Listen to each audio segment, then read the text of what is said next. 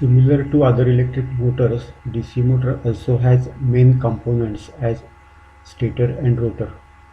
Most of the times stator has field windings placed on pole body of pole, and pole shoes are provided to distribute magnetic flux uniformly in the air gap. Screen shows such a two poles. One of them is N-type and other is of S-type. These poles are known as silent poles. Their peculiar shape is made to distribute magnetic flux uniformly in the air gap between stator and rotor. The field windings on pole are known as concentric windings since axis of all layers of field turns is common to field windings as a whole. Depending on direction of current inside the turns of field windings, pole produces magnetic field that is either going out of pole face or entering into pole face.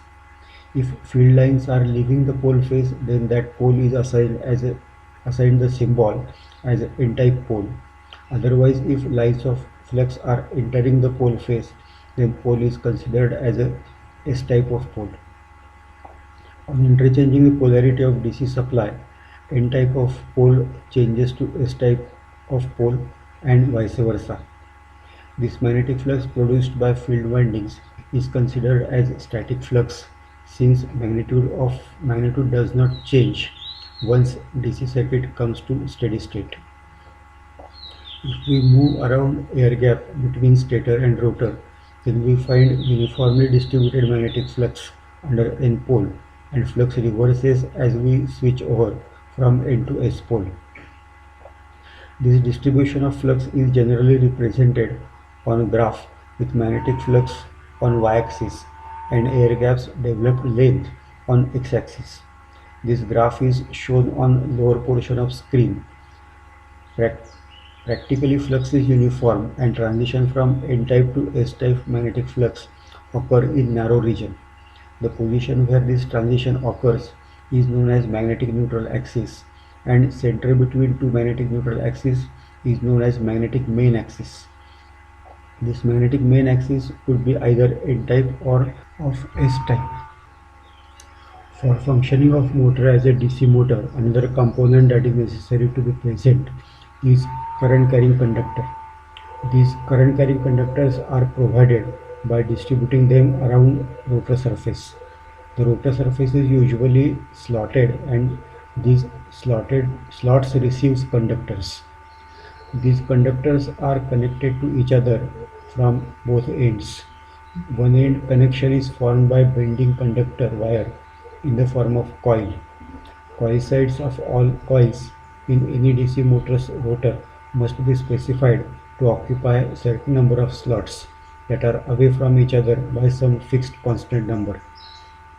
This condition is necessary to confirm that irrespective of any positional state of rotor, every coil must have one coil side in N-type of field and other coil side of same coil under S-type field. For example, as shown on slide, if slot number 1 and slot number 11 are such as slots, then on rotating rotor, these slots would come under a pair of consecutive neutral magnetic axis. Then they come simultaneously under next pair of magnetic main axis. This in turn confirms that all conductors will exert unidirectional torque. One end of conductor is connected by forming coil, and other end of coil is connected through commutator segments. Commutator segments themselves are insulated from each other using some insulating material, but these segments connect end of one coil with start of next coil. Coils may be single turn or multi-turn, and in both case ends of one coil connects to start of next coil through commutator segments. Distance between two coil sides of coil is measured in terms of number of slots and is known as coil pitch. If we consider the example of one coil side in first slot and other coil side in 11th slot, then coil pitch is 10. There are a lot of variations that may be made in preparation of winding, but for time being, consider only single layer winding with half number of coils with respect to number of slots. On considering our example, number of slots is 40, so coils must be 20 that would occupy all slots. Further, if 7 conductors are present in one coil, then there would be 7 into 40, that is 280 conductors present on rotor. The example that we have considered has 20 coils, so these would have 20 starts terminals and 20 end terminals. End of first coil connects with start of second coil using one commutator segment. So 20 pairs of starts and end will require 20 commutator segments to connect them using commutator.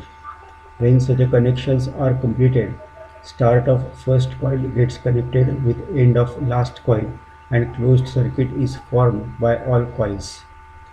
Now let us consider that brush is resting on one commutator segment and current is entering that segment. Since commutator is a segment connects start of one coil and end of some other coil, current enter into both coils and passes through those many number of coils equal to coil pitch, and finally current leaves out from some other commutator segment. Uh, we could see such a current flow on screen where current enters first commutator segment and leaves from 11th commutator segment.